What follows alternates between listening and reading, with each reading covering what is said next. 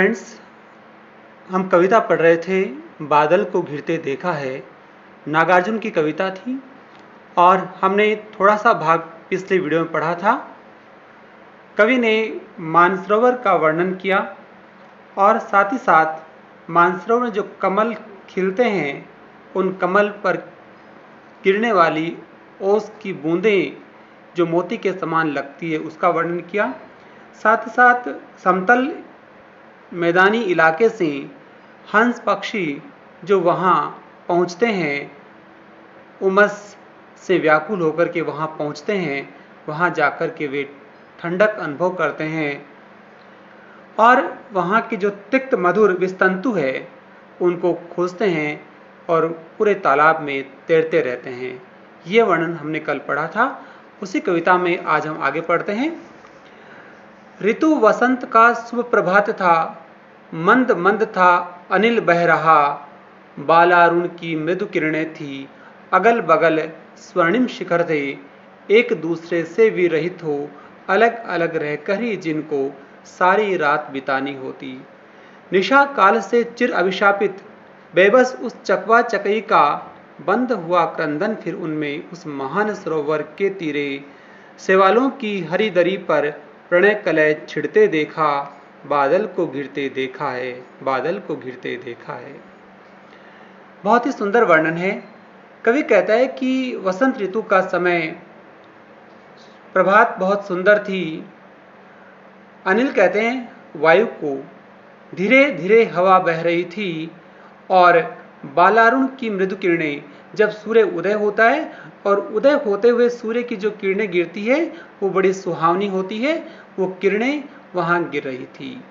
मंद मंद था अनिल बह रहा, धीरे धीरे, मंद मंद का अर्थ है धीरे धीरे वायु बह रही थी और बालारुण उदय होता हुआ सूर्य, उदय होता हुआ सूर्य और उसकी मृदु किरणें जो थी वो गिर रही थी। अगल बगल स्वर्णिम शिखर थे और जो हिमालय की जो चोटियां थी, शिखर थे, उन शिखरों पर ये जब प्रकाश गिरता था तो वो स्वर्ण के समान चमक उठते थे।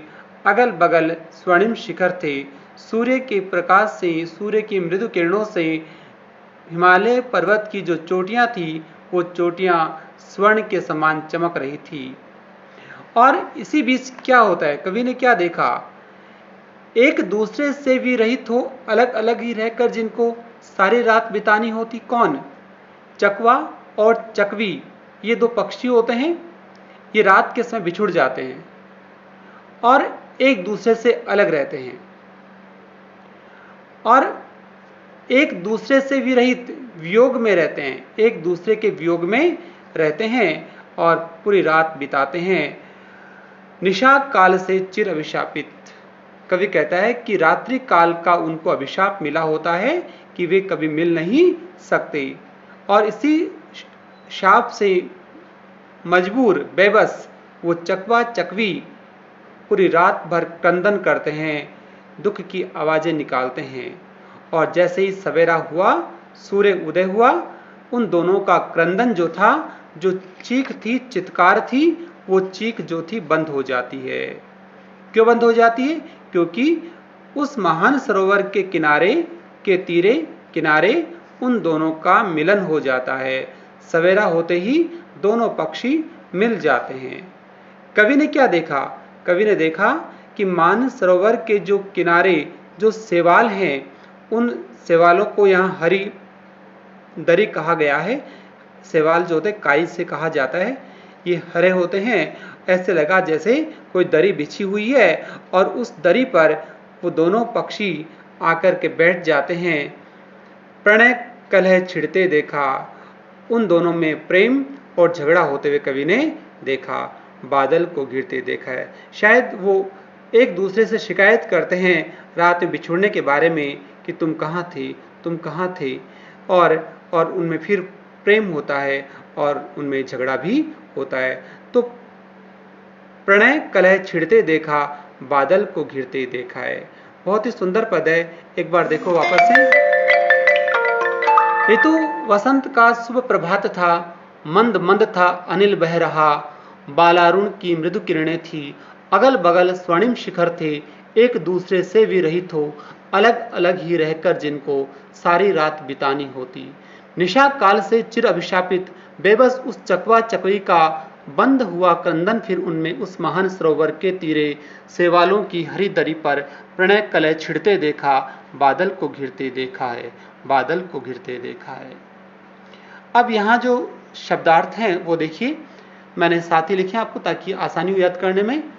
सुप्रभात का अर्थ है सुंदर प्रातःकाल, मंद मंद का अर्थ है धीरे धीरे, अनिल का अर्थ है वायु, बालारुण उदय होता हुआ सूर्य, बाल सूर्य, मृदु का अर्थ है कोमल, अगल बगल आसपास, स्वर्णिम का अर्थ है सुनहले स्वर्ण के जैसे, विरहित का अर्थ है अलग अलग अर्थात बिछुड़ करके, वियोगी होकर के, निशा काल अर्थात रात्रि काल, चिर अभिशापित सदैव से शापग्रस्त। अभी मैंने कहा था कि चकवा और चकवी जो पक्षी होते हैं ये रात को मिल नहीं सकते। कवि कहता है कि शायद इनको कोई अभिशाप मिला हुआ है, सदैव से ये शापग्रस्त हैं कि रात्रि को ये बिछुड़ जाते हैं। और बेबस का अर्थ है मजबूर, क्रंदन का अर्थ है दुख का स्वर, सरवर का अर्थ है तालाब या झील, शेवाल कहते हैं काई को, प्रणय का अर्थ है प्रेम, कलह का अर्थ है झगड़ा और छिड़ना का अर्थ है शुरू होना। तो इस तरह से सारे के सारे जो शब्दार्थ हैं इनको आप याद करेंगे और इस अर्थ को भी समझेंगे। अब यहाँ कुछ विशेष बात जो है इस पद की वो क्या देखिए, कवि ने वसंत ऋतु की मादकता को चकवा चकवी नामक पक्षी के प्रणय कलह से प्रमाणित किया है। कवि कहता है कि वसंत ऋतु जो होती है बड़ी नशीली होती है, मादक होती है और इसको कवि ने प्रमाणित किया है चकवा और चकवी नामक पक्षी से। पूरी कविता में हम संस्कृत निष्ठ खड़ी बोली को देखते हैं। संस्कृत निष्ठ क्यों? क्योंकि यहाँ तत्सम शब्दों का प्रयोग कवि ने किया है। पूरी कविता जो है गीत शैली में है, इसे गाया जा सकता है। मंद मंद और अलग अलग यहाँ शब्द रिपीट हो रहे हैं, इसलिए यहाँ हमारे हिंदी में एक अलंकार आता है, इसे कहते हैं पुनरुक्ति प्रकाश अलंकार। और इसके बाद हम देखते हैं ये पूरी कविता जो है, या यूँ कह दो कि ये जो पद है श्रृंगार रस के साथ प्रकृति के सौंदर्य का वर्णन भी करता है। तो हम इस पद में क्या देख सकते हैं? श्रृंगार रस को देख सकते हैं जो कवि ने प्रकृति के सौंदर्य के साथ में किया है।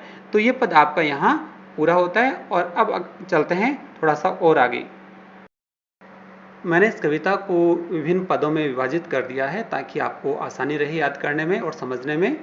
तो चौथा जो पद है वो देखिए, दुर्गम बर्फानी घाटी में शत सहस्र फुट ऊंचाई पर अलक नाभि से उठने वाली निज के ही मादक उन्मादक परिमल के पीछे धावित हो होकर तरल तरुण कस्तूरी मृग को अपने पर चिढ़ते देखा है, बादल को घिरते देखा है।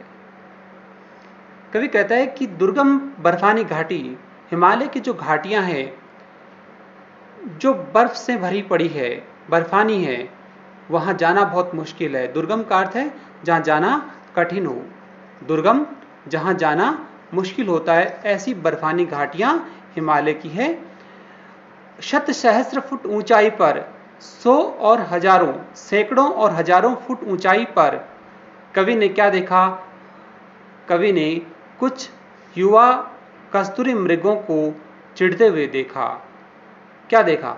अलक नाभि से उठने वाली निज के ही उन्मादक परिमल के पीछे धावित हो होकर तरल तरुण कस्तूरी मृग को अपने पर चिढ़ते देखा। कस्तूरी मृग एक ऐसा मृग होता है जिसकी नाभि में एक सुगंधित पदार्थ पाया जाता है। परिमल का अर्थ है सुगंधित। उन्मादक का अर्थ है मादक करने वाला, पागल बनाने वाला, नशीला। ये जो परिमल, ये उन्मादक जो पदार्थ होता है जिसे कस्तूरी कहते हैं, ये कहीं और नहीं होता, यह कस्तूरी मृग की नाभि से ही निकलता है। और मृग जो है, युवा मृग जो है, कस्तूरी मृग है, वह सोचता है कि खुशबू कहीं आसपास के इलाके से आ रही है और वह उसे पाने के लिए चारों तरफ दौड़ता रहता है, भागता रहता है। इसलिए कवि कहता है अलख नाभि से उठने वाली निज के ही उन्मादक परिमल के पीछे धावित होकर तरल तरुण कस्तूरी मृग को अपने पर चिढ़ते देखा, बादल को घिरते देखा। कवि ने कस्तूरी मृग का वर्णन किया है। कस्तूरी मृग जो है वह चारों तरफ दौड़ता रहता है उस नशीले पदार्थ को पाने के लिए, लेकिन उस नादान को, उस भोले मृग को यह पता नहीं होता कि यह तो उसी की नाभि से निकलने वाला पदार्थ है। तो ये वर्णन, बहुत ही सुंदर वर्णन कवि ने यहाँ किया। अब देखिए जो शब्दार्थ हैं वो देखिए आप लोग। दुर्गम का अर्थ क्या है? जहां पहुंचना कठिन हो। शत सहस्र, शत का अर्थ है सैकड़ों, सहस्र का अर्थ है हजारों। उन्मादक का अर्थ है पागल करने वाली। परिमल का अर्थ है गंध। तरुण का अर्थ है युवा। मृग कहते हैं हरिण को, और अलख का अर्थ है अदृश्य। कस्तूरी के बारे में थोड़ी और जानकारी मैं दे दूं आपको। हरिण की नाभि से उत्पन्न एक सुगंधित पदार्थ होता है जो संपूर्ण वन को सुगंधित कर देता है। इस गंध से पागल सा होकर हरिण जो है इधर उधर भागता रहता है, दौड़ता रहता है। अब हम इस पद का विशेष देखें तो कुछ खास बात क्या पद में?